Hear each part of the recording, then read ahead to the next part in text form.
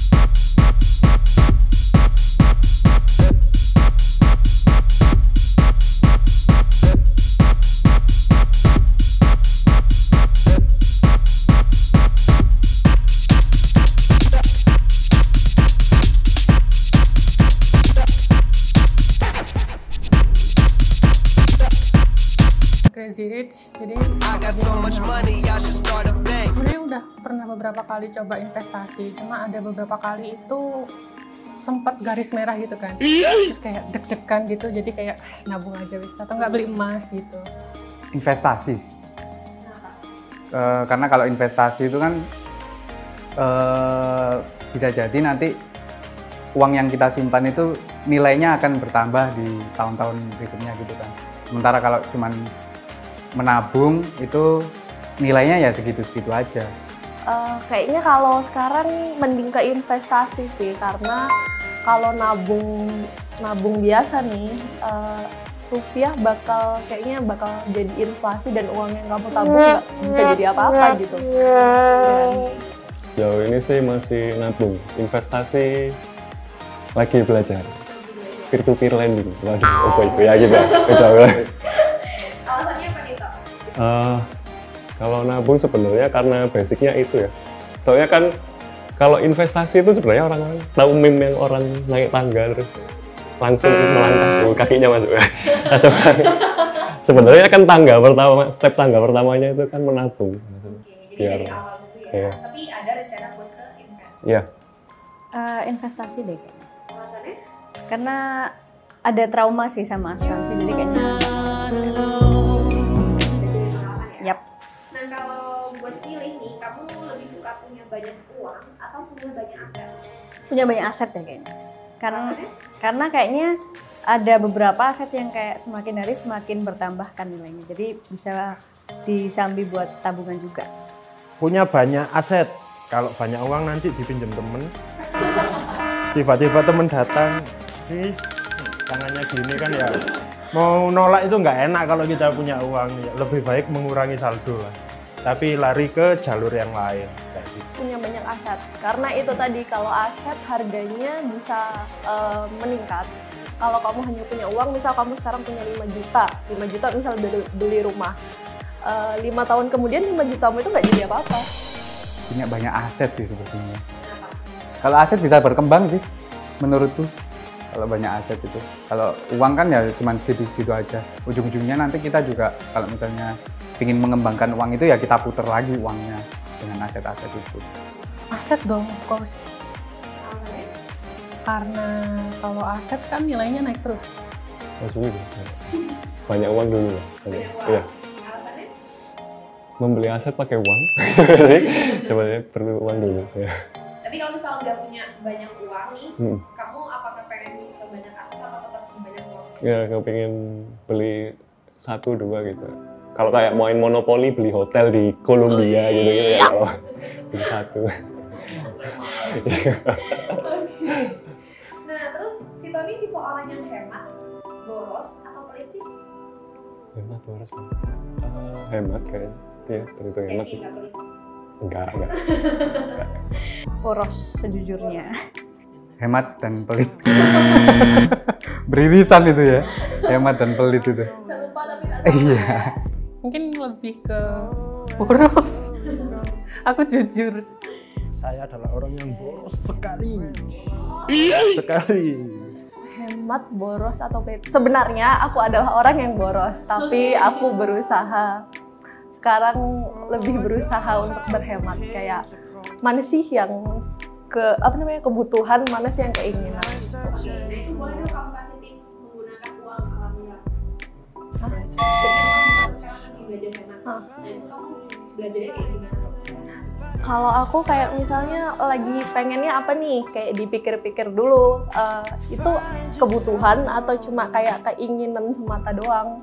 Biasanya kalau misalnya aku pengen suatu barang, aku nggak langsung beli, tapi aku kayak mikir dulu sampai bener-bener apa ya istilahnya, kayak ini beneran nggak sih aku pengen, ini beneran nggak sih aku butuh, atau kayak cuma aku pengen barang itu pokoknya, tapi nggak guna apa-apa gitu. Soalnya sering banget pas beli tapi nggak kepake, jadi kayak ternyata pengen doang gitu loh. Jadi bergambar sama dulu aku yang boros gimana, berkaca gitu. Misalnya gaji kita 5 juta misalnya nih. 5 juta. Amin. 3,5 buat kita tabung, sisanya buat kehidupan. Jadi seperti itu sih. Lebih banyak yang ditabung pokoknya intinya. Sejauh ini sih strategi keuangannya maksa nabung. Jadi boros-borosnya tetap nabung. Iya, maksa nabung sama mungkin sama beli emas itu yang paling. Kalau nabung tuh mungkin 40% dari gaji. Kalau buat orang yang boros, pastikan Anda bekerja dengan keras hati. Sebelum Anda mempunyai sifat boros. Jadi ketika Anda membelanjakan sesuatu, Anda tidak akan berpikir tentang saldo. Yang penting kalau udah ada misal kayak gajian, langsung disisihin buat tabungan semuanya dan kebutuhan yang wajib dalam bulan itu, baru sisanya dikelola lagi buat jajan. Pemotongan pertama setelah gajian itu langsung ke pengeluaran rutin, kayak misalkan listrik, air, gitu, internet gitu kan, itu udah pasti kepotong ke situ. Terus yang kedua itu langsung masuk ke tabungan, jadi kita tentukan nominalnya, kita terserah lah, sesuai kemampuannya kita, sesuainya kita. Itu potong kedua. Ketiga itu baru deh biaya lain-lain. Jadi biar hemat itu kita pos-poskan dengan bener, biar rencana nabung nanti nggak kepake buat main, atau yang mainnya juga nggak terlalu sedikit karena dipakai buat bayar yang listrik, air gitu. Kalau presentasinya ada nggak dari kamu? Wah, sejauh ini sih nominalnya terlalu kecil untuk dipresentasikan ya. Jadi kondisional aja lah. Kondisional aja. Oke, thank you Vita. Ya, sama-sama.